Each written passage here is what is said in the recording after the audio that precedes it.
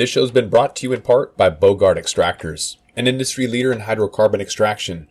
Bogart machines have been used in licensed extraction facilities all over the world and are available in small or large capacities for any scale operation. Call Bogart at 855-553-3887 or visit them at bogart.com and get the right equipment for your lab today.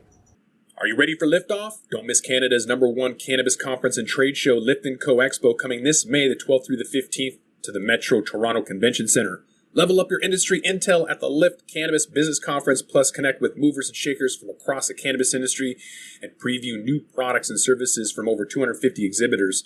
Plus, everyone loves Lift & Co Expo's prizes, live music, and more. Visit liftexpo.ca for tickets. That's liftexpo.ca.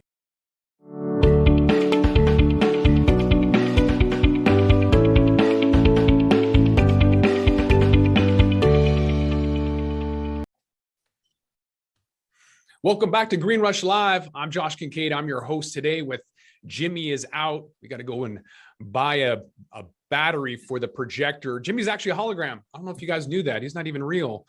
But we've got a guest, Tom Howard. He's with Cannabis Legalization News. Yeah. Yep, And also Cannabis Legalization News. The name of my firm is Collateral Base. Collateral Base. I did one of those things where I started a company and then I never ever try to brand or promote it.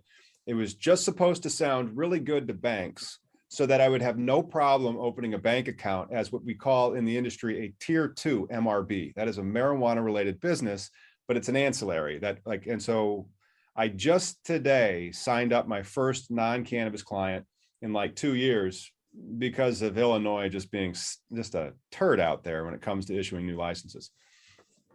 Mm-hmm.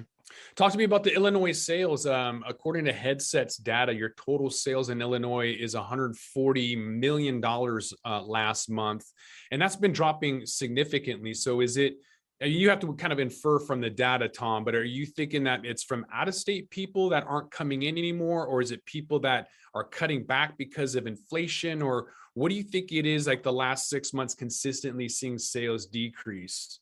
There's several things that are going on. First, the number of new operators is zero. And so we're really only talking about a population of almost 13 million and 110 retail locations. That's it.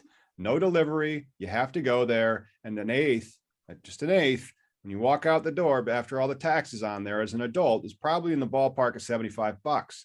Now, the other thing you have is medical grow that I have in my basement and a lot of other medical card holders have, and medical sales have been stagnant.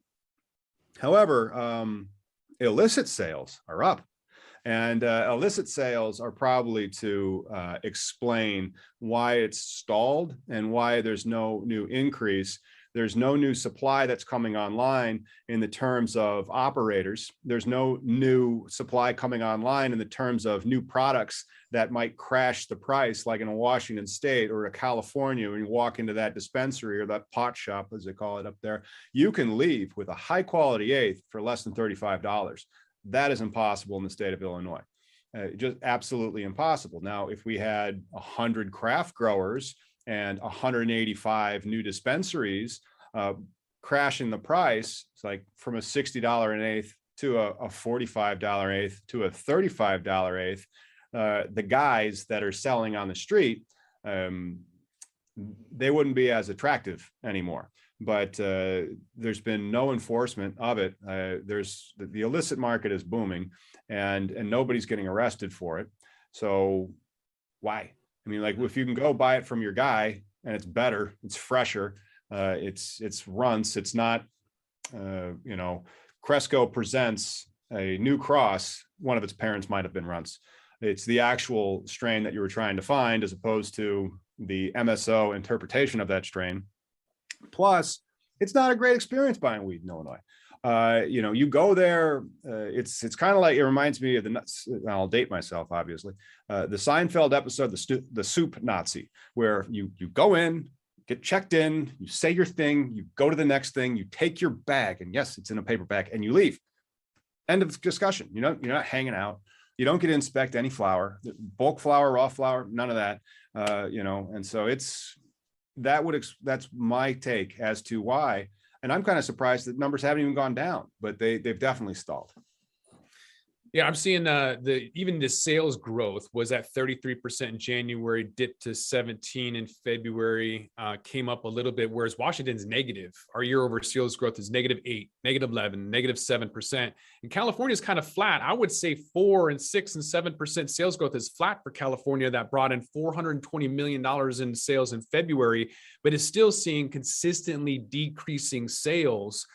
Christopher, what's the story behind that? Because if you're seeing decreasing in sales, a lot of people are saying it's the illicit market, and yet that I don't know if the illicit market is taking money away, unless it's the people are running away from the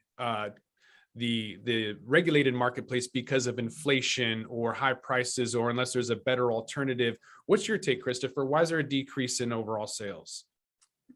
I have to admit to you, Josh, that I've been buying less weed, and I'm afraid it's crashing the market in California. I'm sorry.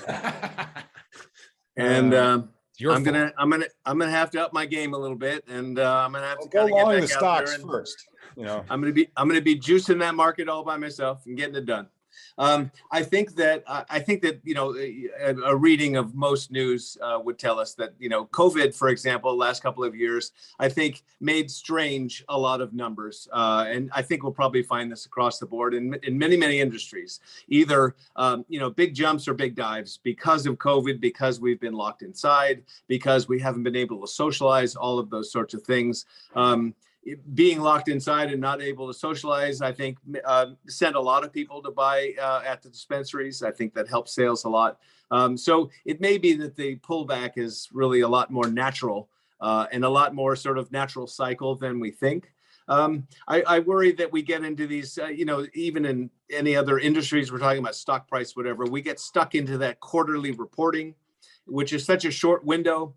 And that, markets and the companies and industries take a lot more time to actually evolve and have things actually happen. So if we look at every single quarter, we're more likely to try to interpret some kind of disaster into those numbers when in fact a longer look might help.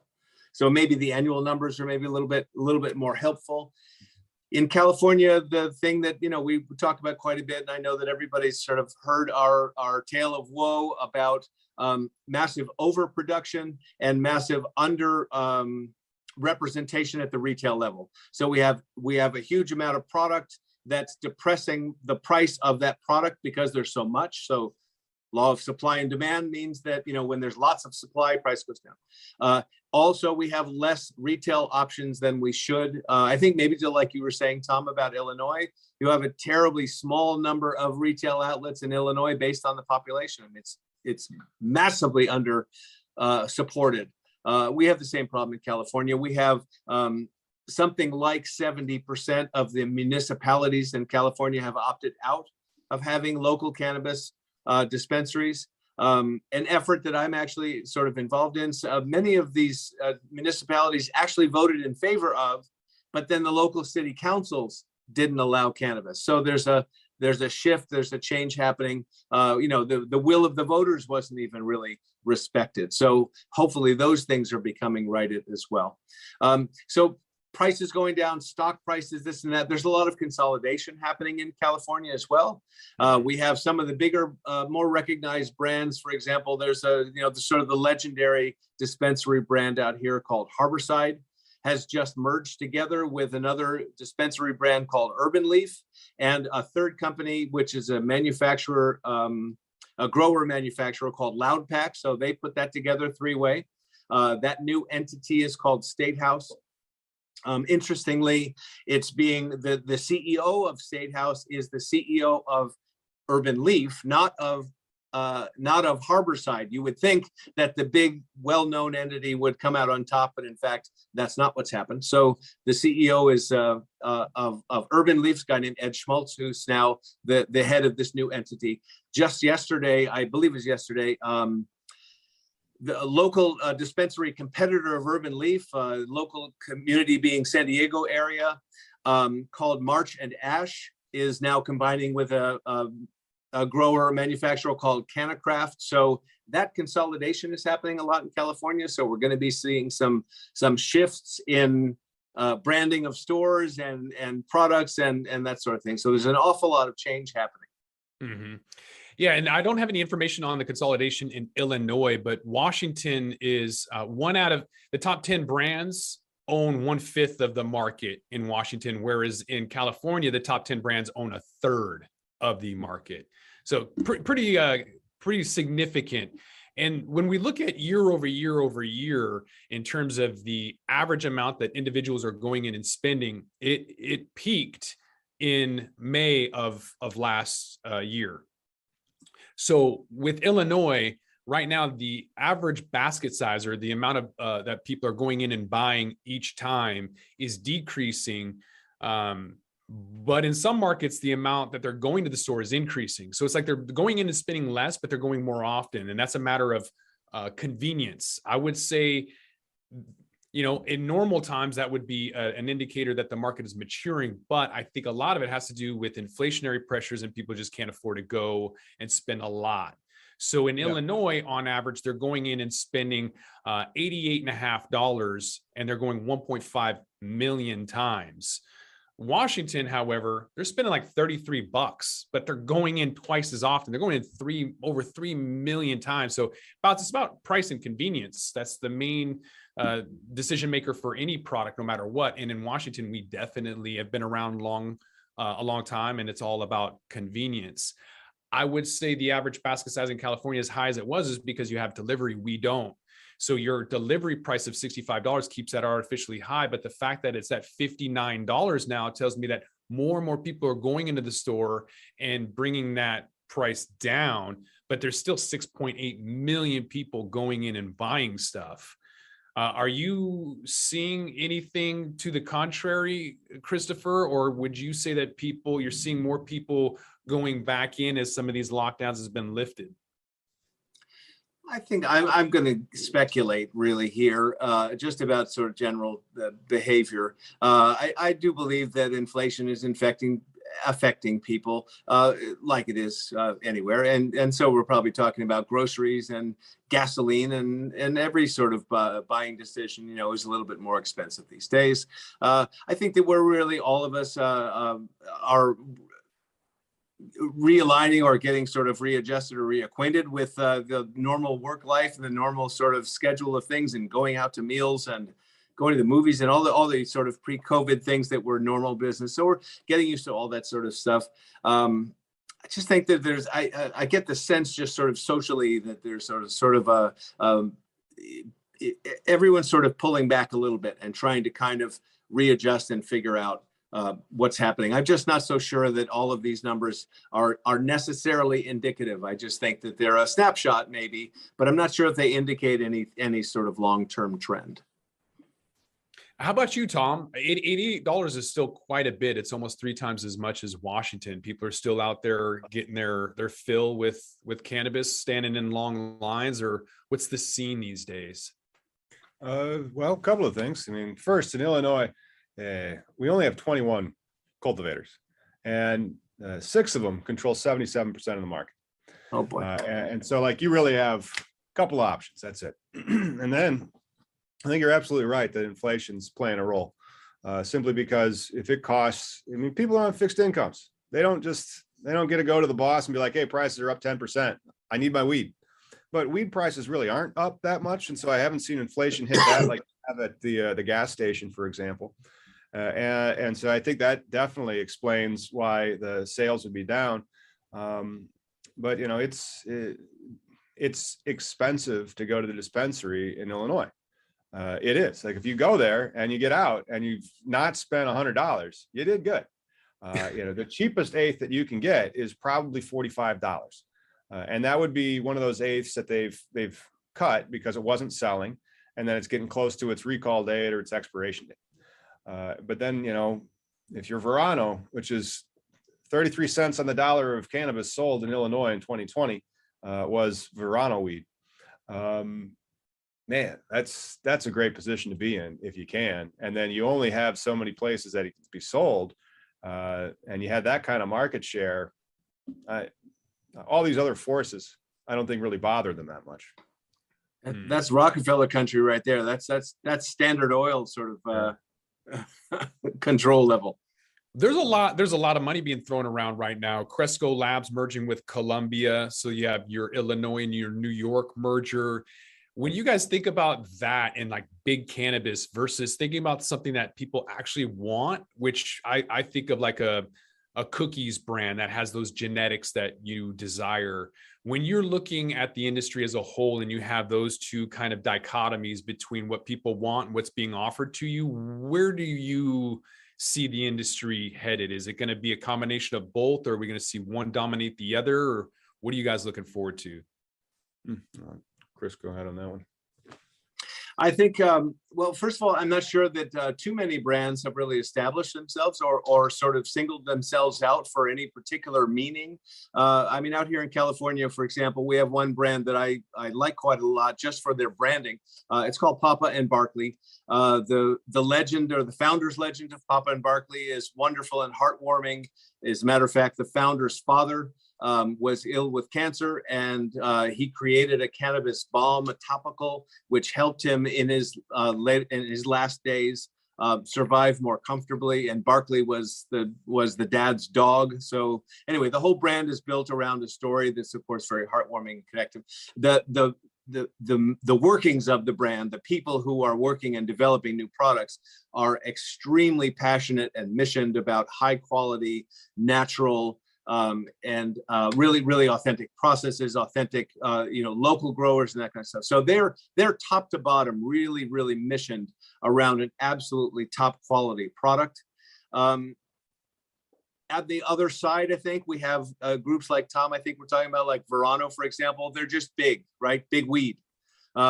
Big, like the big Canadian weed companies, right? The big giants, they have 100, 200,000 square foot, indoor grows kind of stuff. They put out, thousands and thousands of pounds out the door every week kind of a thing. And the quality is quite a different level.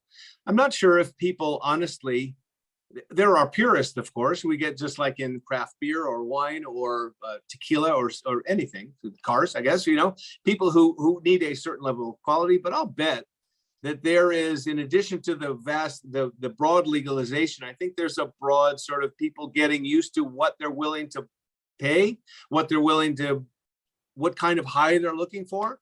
I think I'll bet a lot of people are willing to sort of say, I get high, that's enough. I think it may be like that. Yeah. I agree with him on that. I think a lot of the consumers are not snobs. A lot of the consumers are passive. It's like, it gets me high, it costs this much, it's convenient in my purse for a vape pen or something like that, or it's a pack of pre-rolls and I'm going to go out to the game or the concert with the guys, that type of thing. Those aspects, I think, is where big weed is going to shine, when it can be convenience and when it can be keeping it low key or something like that. But what Berner and the cookies people have done is very impressive by taking one of the biggest challenges in the industry, the acquisition of the actual tier 1 MRB plant touching license. That is a crapshoot like I've never seen. And then you put social equity into the mix.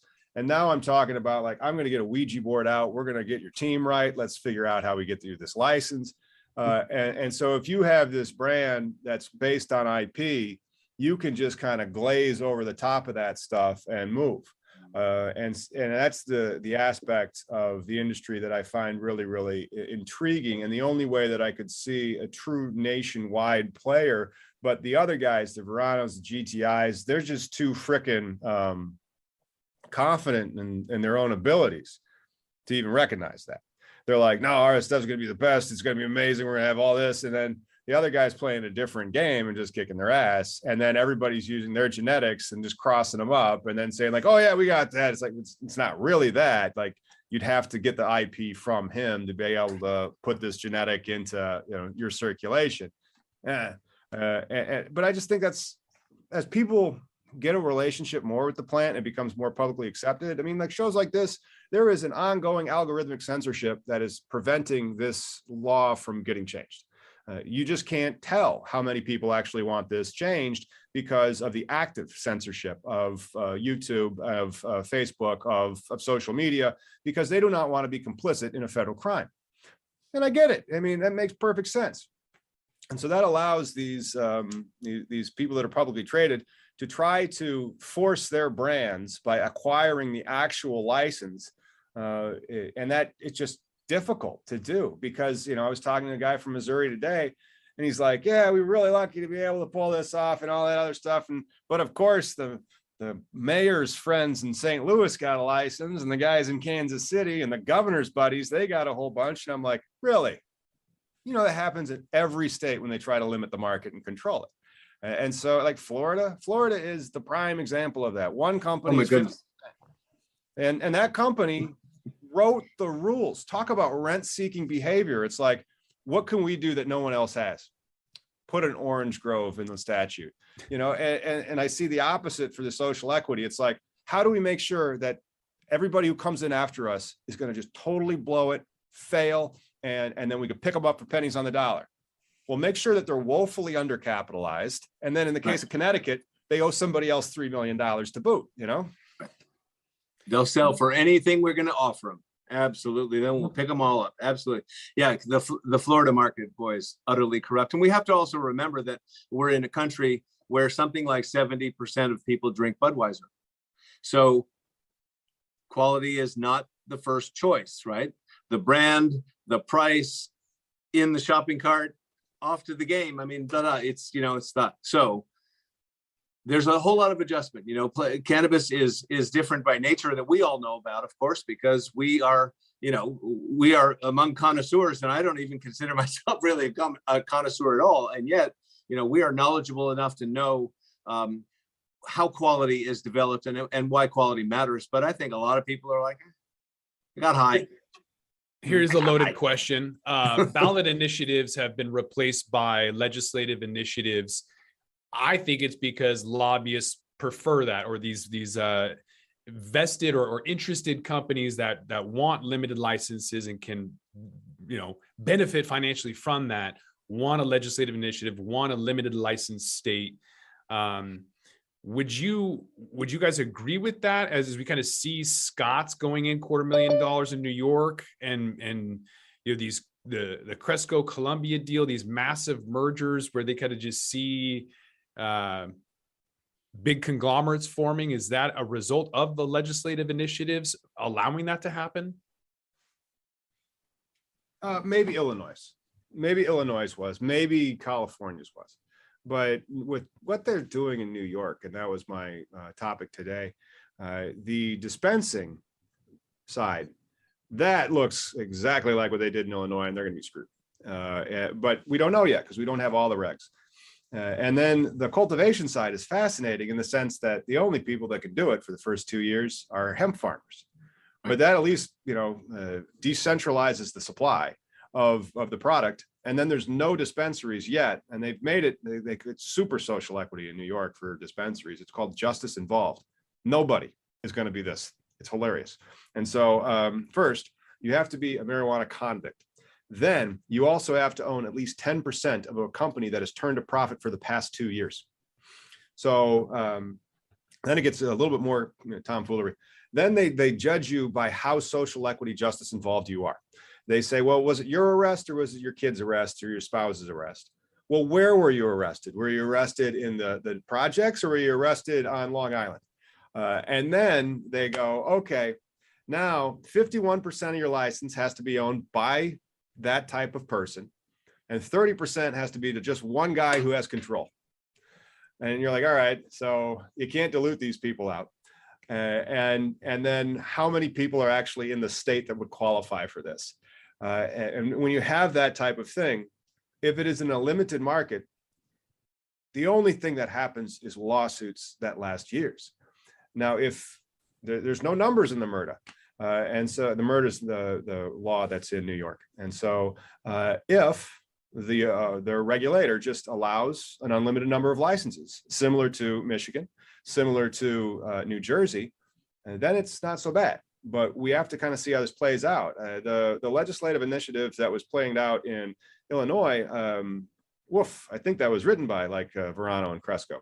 But you have to start somewhere. And then all the ballot initiative states, they're done. I think they've all blown out or changed their rules to almost make it precluding the cannabis ballot initiative that would be coming. Like some states, and I think Florida is one of them, will change their rules of the ballot initiative to make it more difficult to get on the ballot as they see cannabis trying to come toward it. So then they're really kind of back-ended into the legislative initiative. But Illinois, our ballot initiative ability is like this frickin' thin, and other states are like that too. Appreciate that. Well, to watch how this plays out, you're gonna have to come back to Green Rush Live next time when we bring up the same topic. But in the meantime, Tom, where can people find you at? Where are you at online? Tom Howard, of course, with Collateral Base. CannabisIndustryLawyer.com is my law blog. And then we just updated our CannabisLegalizationNews.com. So now whenever we post a video on Cannabis Legalization News on YouTube, it gets automatically turned into a blog post. And then, of course, wherever podcasts can be downloaded, you can find the Cannabis Legalization News podcast. Appreciate you joining us, Tom, as always. And Christopher Smith, where are you at? Well, I'm in California, but I can be found online at AmericanCannabisReport.com. I have an interview show, American Cannabis Report, that actually also broadcasts from Pro Cannabis Media. So you can find me there on their site as well, and on all the socials, YouTube, etc. Instagram, all across the board. But American Cannabis Report, where I do print and interview content. Well, and I'm Josh Kincaid. I've been the host while Jimmy ate a 1,000 milligram edible and passed out. And no one could wake him up. But don't worry, he's going to be back next week. You can find me at the Talking Hedge or anywhere that cannabis podcasts are played. But with that, I think we're going to have to roll this one up. So I want to thank my guests, Christopher Smith and Tom Howard, and I want to thank all of y'all. Don't forget to come back next week for Green Rush Live. But with that, we're going to have to roll this one up. Y'all have a great weekend. We're out.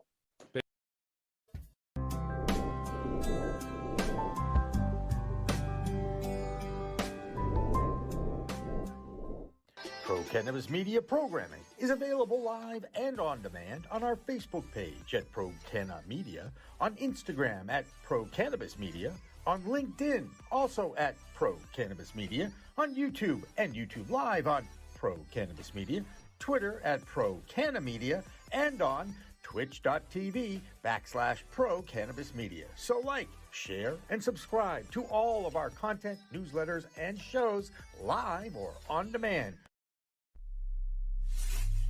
We are Pro Cannabis Media. I'm Joyce Gerber, the creator and host of the award-winning podcast, The Canna Mom Show.